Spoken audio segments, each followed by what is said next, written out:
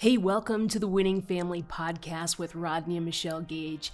I am Dr. Linda Travelut, and it is my thrill to be here once again in the studio with Rodney and Michelle. Welcome. Thank you, Linda. Thank you Yes. so much. We're excited for today. It's going to be a hot topic. Yes, Hot topic. I It's love always. this one. Yes. I'm passionate about this topic. You're passionate about every topic. I know. I'm passionate This about. is true. I'm passionate This is about true. everything. That's So, why I married him. That's why. I like that. All right. I'm passionate about Mexican food too. I've been like craving that recently. It's because it's almost lunchtime and you're hungry, right? So if you guys hear our stomachs growl, please forgive us. We're about to order out and get some yummy food. But as we think about balancing work and home, what are your thoughts? I think, Rodney, you mentioned a lot of things in your newest book, which is called The Double Win, and I'm looking at it right here. If you're watching us on YouTube, which you want to do it from time to time to see how cool we look, right? It's in the middle of the table here. It's a beautiful green book, and in that book, you do tackle this topic, and there are some things that you wanted to share. I mean, because of the I think the widespread challenge that this has on so many people, I think people are just grasping for any kind of help, any kind of relief, any guidance, because it doesn't seem to be getting easier. It seems to be getting harder and harder. Mm-hmm. And so, I think a lot of people are they feel stuck. Yeah. It's like they're trapped and they don't know how to get out of the rat race and just the stress of it all. I mean, it's just life, can be very, very hard, can be challenging. Mm-hmm. Kind of just suck the life and the joy, out of everything. And that's the reason why I really felt compelled to even write about it. Mm-hmm. And I took it in took a different angle on it rather than being another book on productivity. Mm-hmm. My personal opinion, I think there's a place for that. I think we can all use some helpful tools and tips on how to, be more efficient in certain ways that we tackle things. Mm-hmm. At the same time, that's not really the answer either, because you can learn a new hack to save you 10 minutes or whatever, but is that really going to bring joy and fulfillment to you? Right. And so what I did is I just took it a little step further with some questions. And so we identified 8 specific questions for people just to kind of take a moment, take a step back, and reflect on these 8 questions to kind of help them put a different kind of perspective on what they're feeling, what they're experiencing, because in one way or another, everybody is feeling it.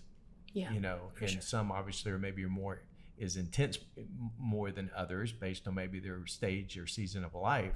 So let me just put some things in perspective here. I'm going to actually read some stats from the book. There was an interesting study done by the organization called the Marriage Commission, and where they study businesses and couples and families.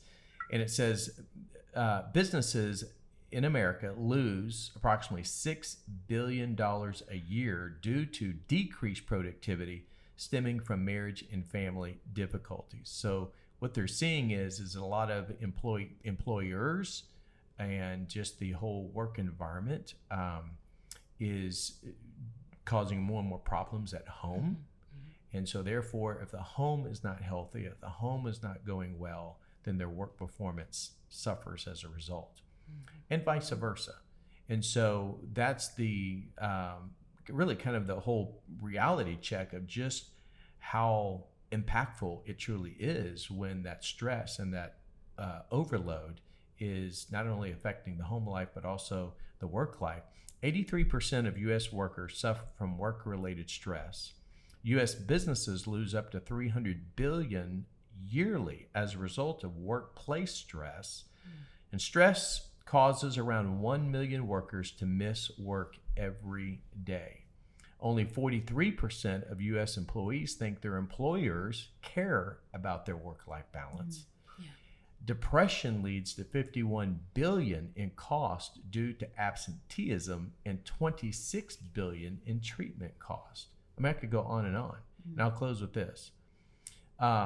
Those between 30 and 49 years of age suffer the most stress. And I think one of the main reasons for that, obviously, is because in that category, they're in the thick of raising their children. Yeah. and they've got maybe multiple kids at multiple stages. And so trying to just juggle all of the demands, at home, just the domestic responsibilities, overseeing and making sure our kids and our children are taken care of, our family's health and welfare is all taken care of. But at the same time, we feel this overwhelming stress and pressure of everything that we are responsible for when it comes to our work, our career.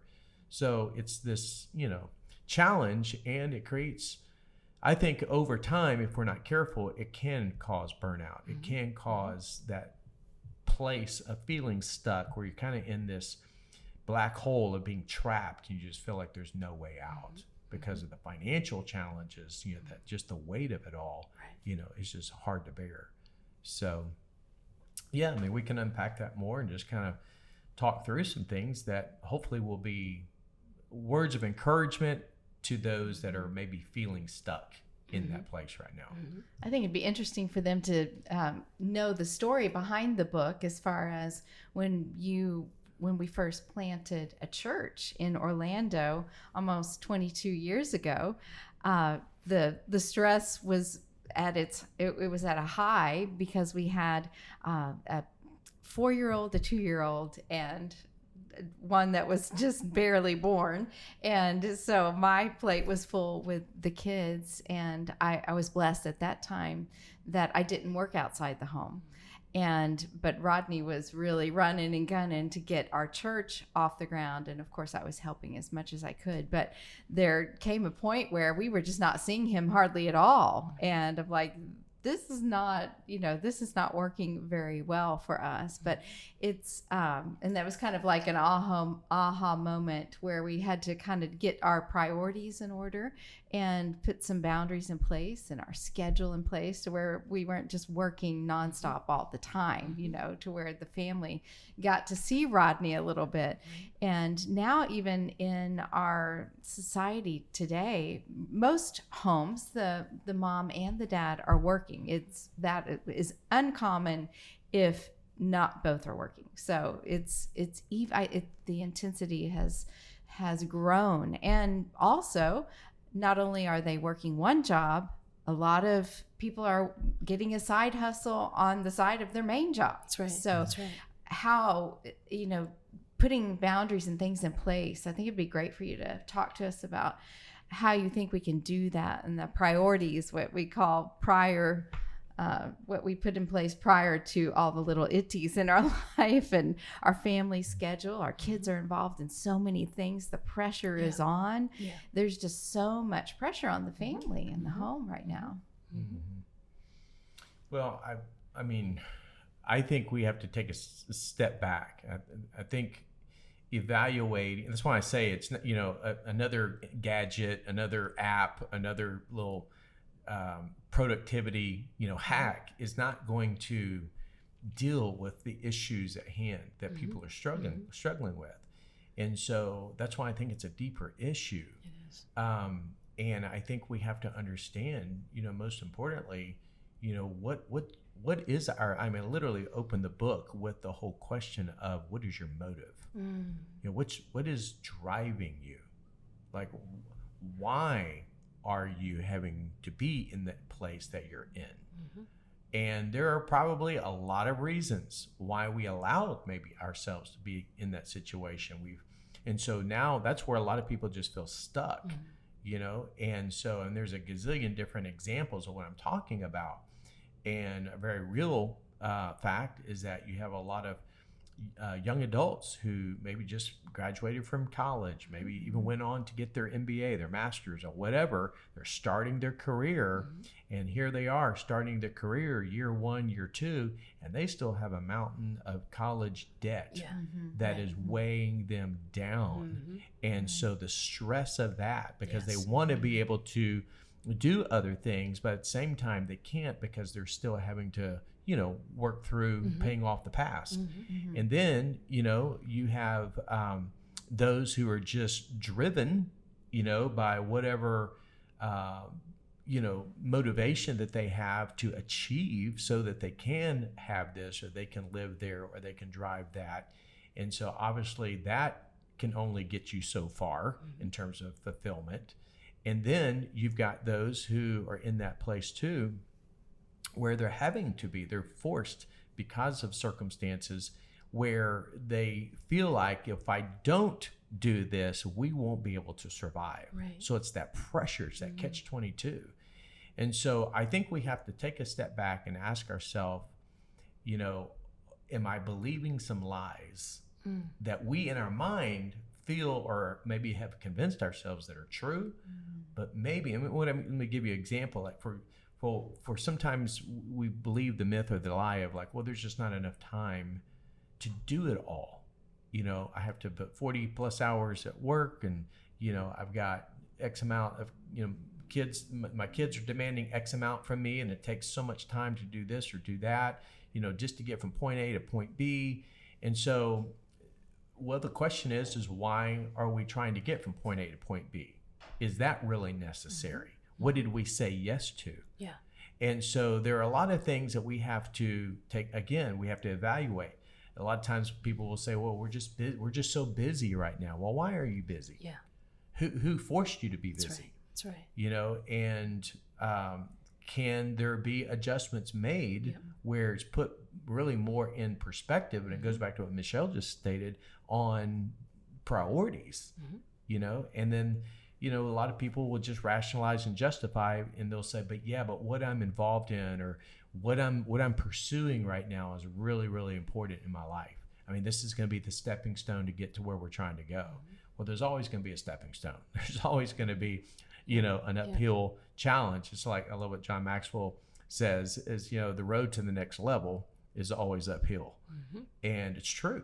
So, it's, I heard the preacher say there's always a new devil at every next level. Yeah. And so it's always going to be something. And I think that's where sometimes we have to just admit the lies and take a step back and just kind of take a real healthy assessment and evaluation of where we are and why are we in this place that we're in. So my dad used to say, we will do what is most important to us, and what we do speaks a lot louder than what we say. Oh, that's good. That's good. It's we'll do what is most important to us, and the rest is just talk. So if we're spending our time over here on work or whatever it is, and in our what we do is proving what's most important to us. But I think, Linda, you talk a lot too about how we can assess where we're at and take a look at why we're doing what we're doing, and take a step back and take a moment to stop and figure out, what am I doing? Where am I spending my time? Why am I doing that? And making some adjustments. Because it takes a lot of effort just to stop. It does. When you're so busy. Yes. And you cannot get that list done of all the things you have to get done. You have to figure out a time to stop and think about the questions that are in the book are just phenomenal to stop and think about. Yeah. I love what your dad used to say too. He says, you can only do what you can do. You do what you can and let God do what you can't. And you have to just be okay with that. You do. And that's hard for those who are wired a certain way. That's true.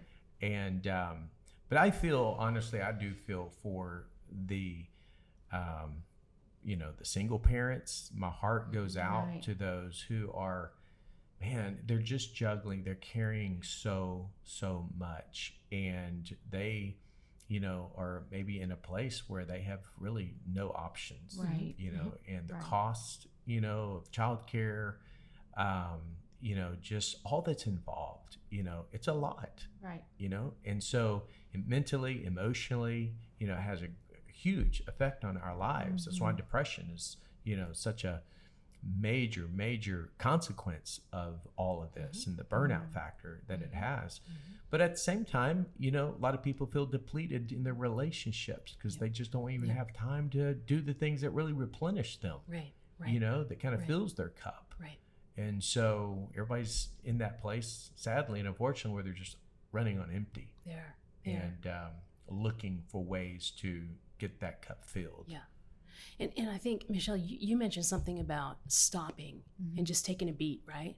To consider why you do what you do. I think that's where you're headed. Like how do you assess that, right? And one of the things that I do with my coaching clients is, well, okay, let's go back to that question that you asked. Why am I so busy? Because I'll get on the phone with a client and they'll say, well, I am just so busy. And I'll say, well, why?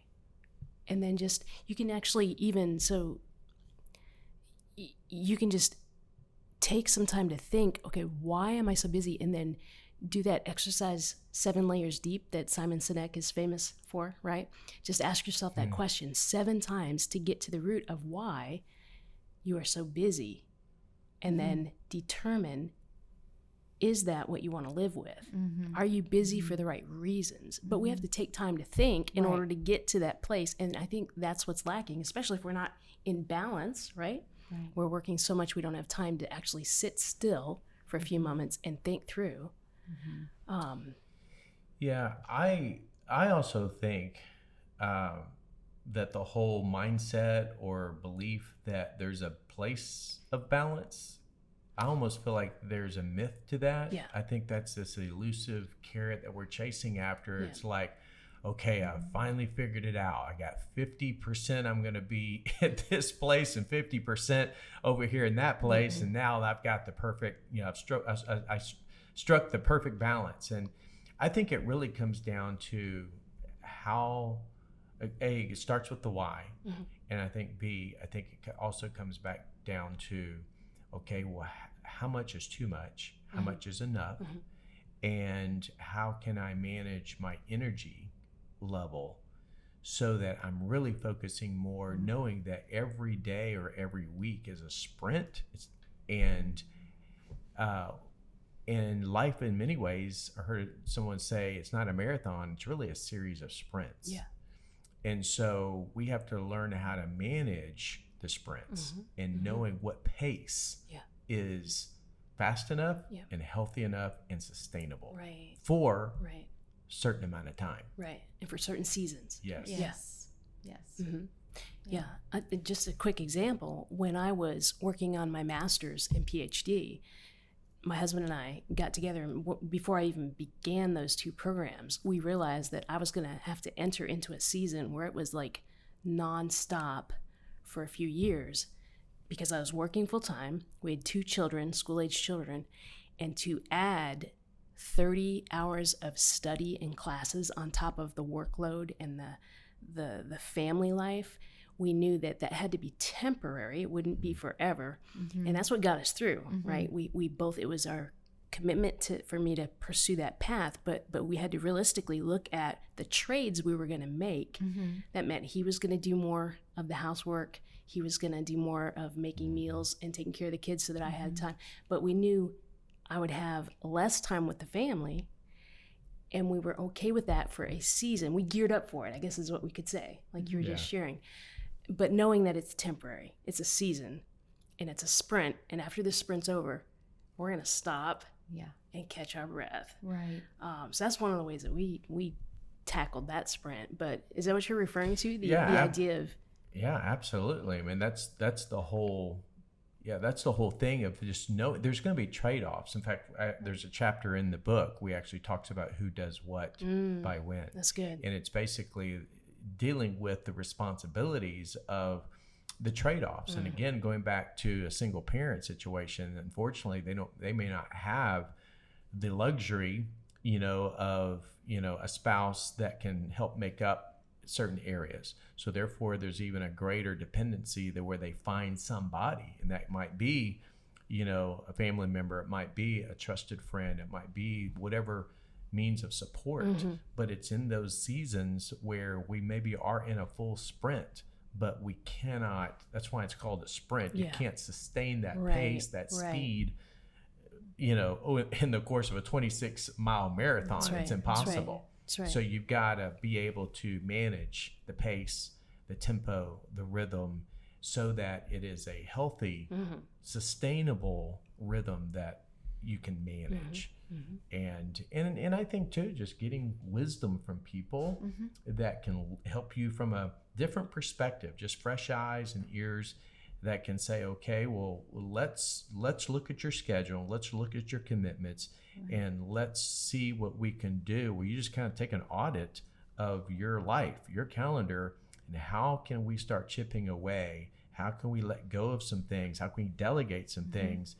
And how can we suddenly begin to eliminate some of those stress points in our lives that's robbing us from the things that are most important to us? Right. Dave Ramsey says you got to tell your money where it's going to go, and you also have to tell your time where it's going to go.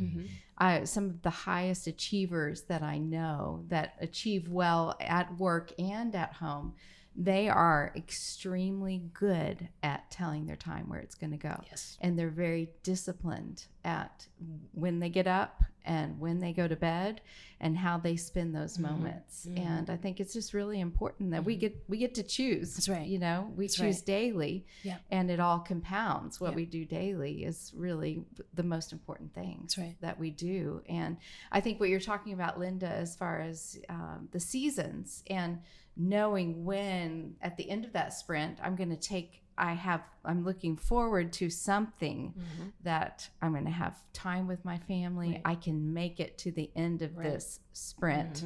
And then I know that I'm going to get to celebrate. I'm going to get to be with my family, whether that's a day out at the park, at the beach. You know, we live here in Orlando, but you know you've got something coming that you can get a relief, and you're not going to just burn out, because at least you know you have a moment coming when you can set aside. My sister is going through a degree program as well. I don't know how in the world she does all that she does with her business, but I can see her rhythms. I can see that she has things on the calendar that she's looking forward to, and she's prioritizing family when I don't know how she does it, but she'll show up because she's planned. Planning. Planning's important, right? Yep. It's huge. Yes. And what's that old adage? If you don't have a plan for your life, someone else does, right? And I think that's what happens with a lot of people that are working, especially that maybe have a lot of responsibilities at work. Maybe they lead a company, or they are a CEO, or in some kind of a management role. They have so much on their plate that it becomes overwhelming. Right. And so then they ask that question, how do I do it all? Well, really, they don't have to. They can do something different. They don't have to stay in that job. That's true. They can change. That's true. And that's the trade they're making. Right. That's the decision they've made. So maybe it comes back to those decisions, right, that you were talking about, figuring out the why, the priorities. Yeah. What do those need to be? And that's, and this book really walks you through a lot of important questions to help you, I think, just figure out, like, we have one question in there talking about the dream. We call it the dream question. And, is what you currently, in terms of your work, your vocation, or whatever it is you're in the middle of, is it in alignment with ultimately where you want to be and what you want to do? And so, there's just a lot of things that we have to, again, take a step back, look at, evaluate. And, it's like the old saying, and I've said this many, many times, but a good thing can become a bad thing if it keeps you from the best thing. And so I think it's just an important reminder for us that there's no perfect work-life balance. Nobody's got the corner on that market. Nobody's got the perfect formula, 6-step plan or whatever. It is really just making wise decisions and realizing that, yes, there are going to be stages and seasons, and there are going to be times when we're in a full-on sprint. But what Michelle just emphasized too, I think, is really an important reminder. It's how we plan, how we manage, and position ourselves so that we do have something at the end that we're working toward, that's going to bring fulfillment. It's going to fill our cup. It's going to bring a sense of relief where we can slow down, come up for air, and smell the roses, so to speak, and just being able to enjoy the things that truly matter most. And it's so great for our kids too, for them to know that that's coming. They can understand a busy season if we're explaining it to them in that way, and they are looking forward to something where they're going to get to spend more quality right. time and quantity time with mom and dad. Absolutely. You know, that's coming. It's coming. That brings a lot of comfort and peace to their Right. life.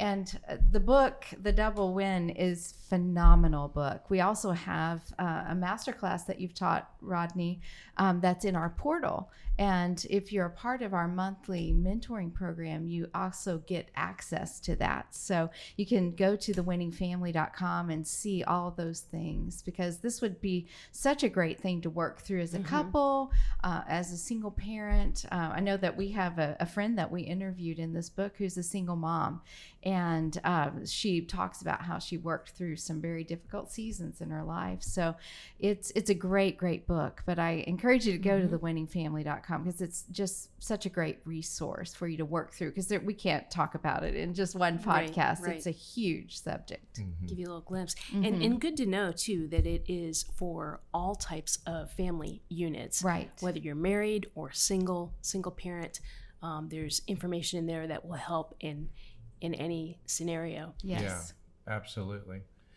So, I mean, if those who are listening today want to get a copy, they can go to Amazon, just look at it there. It's on, also we have it on audio. It's on Audible if they want to listen to it. That was fun. And Rodney's actually reading it. yeah, I man, got that to was stressful. Sit with that one.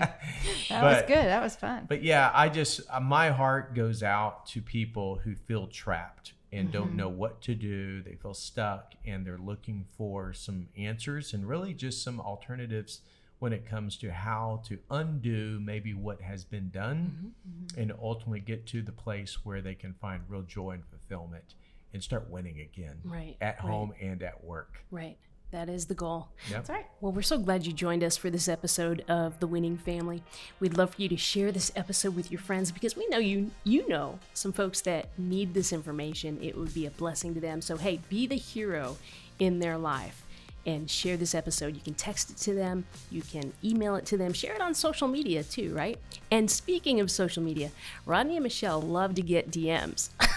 Right? Add a little more to your plates. If you've got a question or a suggestion, or maybe you just want to give them a high five on social media, you can comment at the.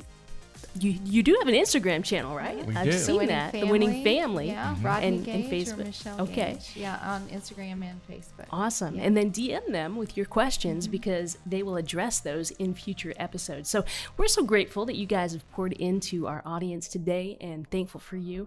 And those of you who would love to get your hands on that book, The Double Win, just go to thewinningfamily.com, and you can also take advantage of the mentoring program that Rodney and Michelle have there. So go ahead and head on over to thedoublewin.com, and you'll see that information there. Until next time, thank you for being with us. Bye-bye.